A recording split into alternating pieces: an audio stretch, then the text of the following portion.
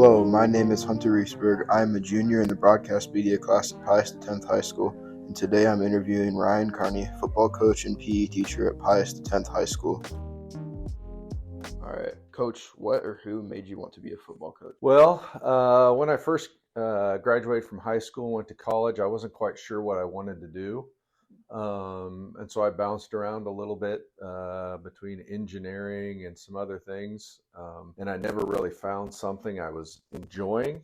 And I kind of sat down and thought about, well, what in my past have I really liked? And I really enjoyed my time participating in sports, especially playing football here at Pius. And so I thought, well, maybe education.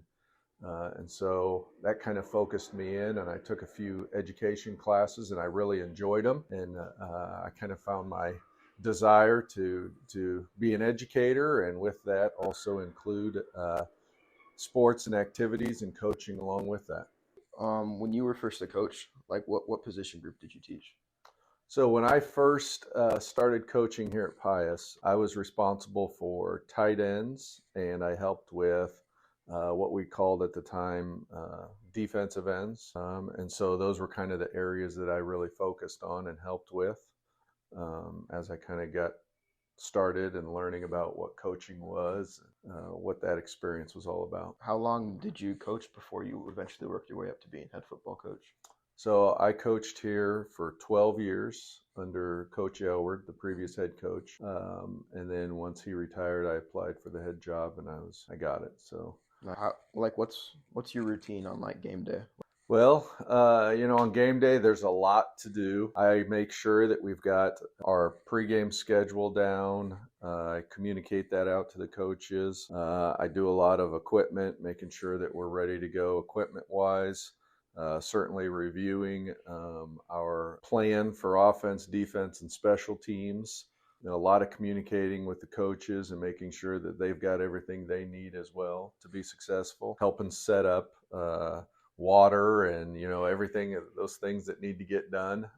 So I pretty much do anything I have to help our team be successful and the players be successful on game nights. Okay. How is preparing for a game changed from like the time you played to starting like you coaching to now?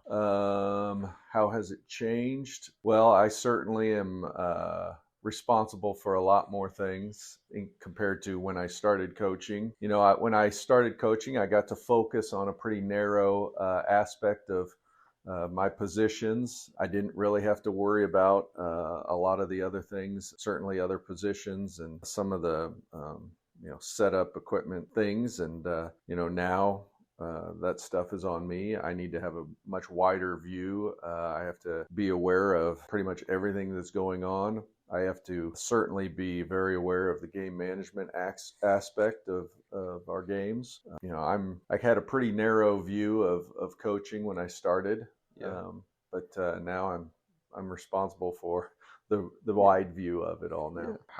How do you like incorporate the faith into being like the head coach? So we always try to keep our faith first and foremost in everything we do. So trying to make sure that we pray before practices, before games, certainly at the end of practices and games, again, keeping our faith first and foremost. We've recently tried to incorporate more opportunity to go to Mass as a team this last year. Father Worth has become our team chaplain, and so he's helped with that. Having him around and him being able to talk about our faith and talk to you guys, offering confession at certain times during the week as well. And so just trying to do those things that keep our faith as part of the activities that we're doing. How has your faith life changed from when you started coaching to now? I'm like most people, as I mature and get older and understand things better, I certainly have, I believe, developed a more outward faith, trying to certainly share our faith with the players, making sure it's part of our program versus, when I started out, kind of went along with whatever was part of the program, and so I have a responsibility to make sure that that's part of our program. So certainly having it more out in front, part of the development that I think I've gone through. So I asked you about what your routine was on game day. So what does your job consist of during the off season? During the off season, pretty much every day there's something that I have to do for football. It could be organizing off-season training or camp things. Equipment takes up a lot of my time. I have to go through equipment. I have to make sure it's still in good working order. If some of our equipment we send off to get reconditioned, like our helmets, uniforms, I have to go through all the uniforms and make sure if they need to be replaced or fixed, that I have to take care of that. And so my days, I have probably 45 minutes to an hour at least every day of things that I have to do for football. Some days more, certainly some days less, but those things that are behind the scenes that kind of are taken maybe for granted sometimes when the season starts. I'm in the thick of those things right now. Yeah. So what kind of went into the design of the new uniforms? Well, we have an opportunity to get new uniforms through Adidas. So kind of looking at that, I thought, well, it might be nice to have make a few changes. So we changed the font a little bit on the numbers, the name on the front for our home uniforms. We're going to have Thunderbolts. For our away uniforms, we're going to have Pius X.